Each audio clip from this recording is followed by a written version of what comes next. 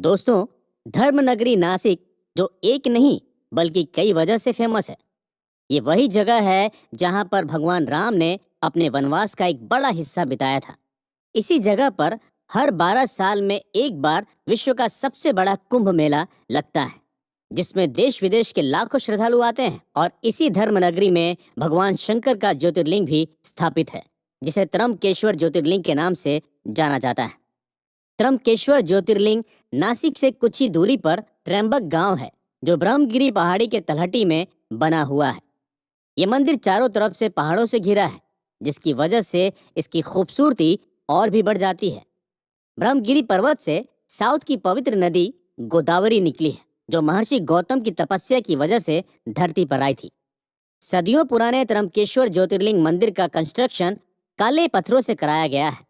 इस मंदिर का आर्किटेक्चर बहुत ही अनोखा है, जिसे सिंधु आर्य शैली में बनाया गया है।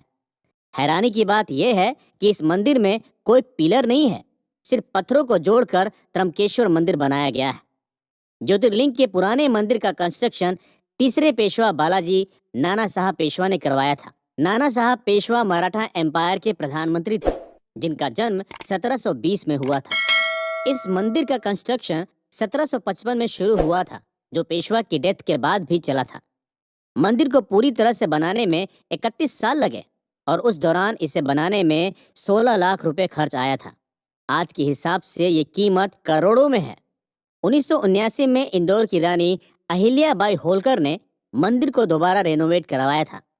12 ज्योतिर्लिंगों में त्रम्बकेश्वर ज्योतिर्लिंग में स्थापित शिवलिंग बहुत ही अनोखा है।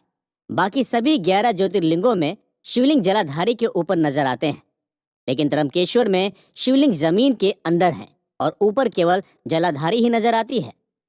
त्रम्बकेश्वर ज्योतिर्लिंग के दर्शन गर्भगृह में जलाधारी के नजदीक जाने पर ही होते हैं, जिसमें हमेशा पानी बना रहता है। गौर से देखने पर जलाधारी के अंदर आंख की तरह एक एक शिवलिंग नजर आते हैं, जो ब्रह्मा, विष्णु और महेश के अवतार कहे जाते हैं।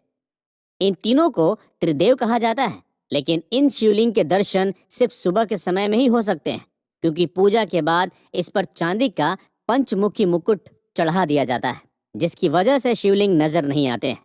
तो अगर आप भी असली शिवलिंग के दर्शन करना चाहते हैं, तो सुबह आरती के समय ही मंदिर पहुंच जाएं।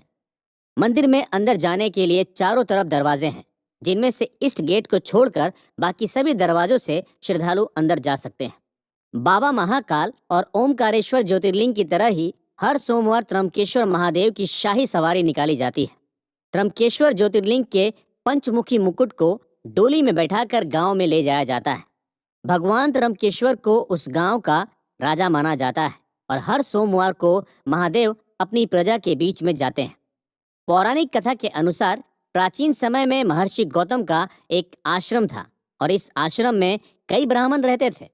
आश्रम में रहने वाले ब्राह्मणों की पत्नियां ऋषि गौतम की पत्नी अहिल्या से किसी बात पर बहुत नाराज हो गई थी, और उन्होंने अपने पतियों को इसकी शिकायत की और ऋषि गौतम के खिलाफ उनके कान भर दिए। ब्राह्मणों की पत्नियों ने ऋषि गौतम को अपनी पत्नी अहिल्या के साथ आश्रम के बाहर निकालने के लिए कहा।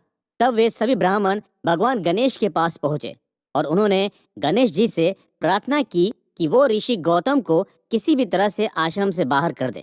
उनकी बात सुनकर गणेश जी ने सभी ब्राह्मणों को बहुत समझाने की कोशिश की, लेकिन वे नहीं माने और लगातार यही बात कहते रहे।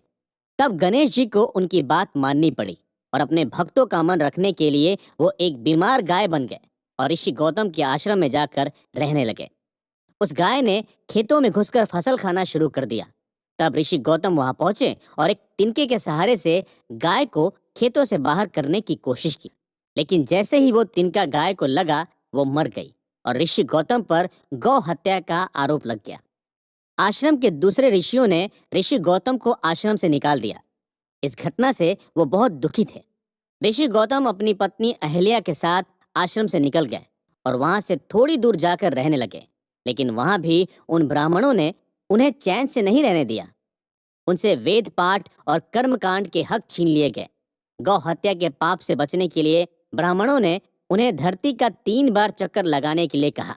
इसके साथ ही व्रत, पूजा पाठ और 1 करोड़ पार्थिव शिवलिंग का अभिषेक गंगा जल से करने के लिए कहा। ऋषि गौतम अपनी पत्नी अहिल्या के साथ धरती की 3 बार परिक्रमा करने निकल पड़े।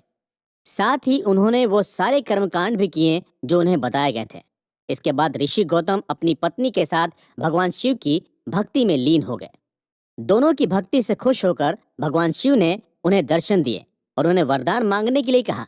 तब ऋषि गौतम ने भगवान शिव से कहा कि हे भगवान, मुझे गौ हत्या के पाप से मुक्त कर दिया जाए।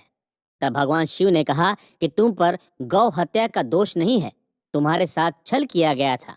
भगवान शिव ने उन ब्राह्मणों को सजा देने की बात कही, लेकिन गौतम ऋषि ने इससे इनकार कर दिया और उन्हें माफ करने के लिए कहा।